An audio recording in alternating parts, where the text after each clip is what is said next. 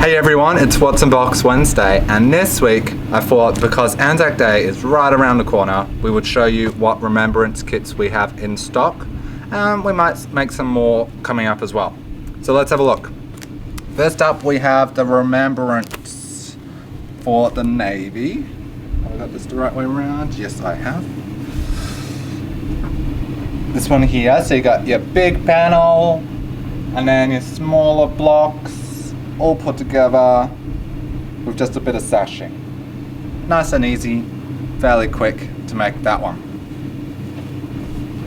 Then we have the Honouring the Light Brigade. So this one.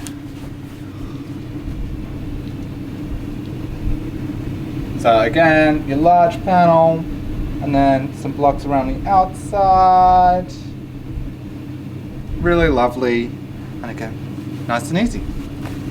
And then to finish it off, I don't actually have this quilt made up yet, but it's a poppy remembrance, so the same idea as the other two. Large panel in the middle, with blocks around the outside, but it uses this panel here.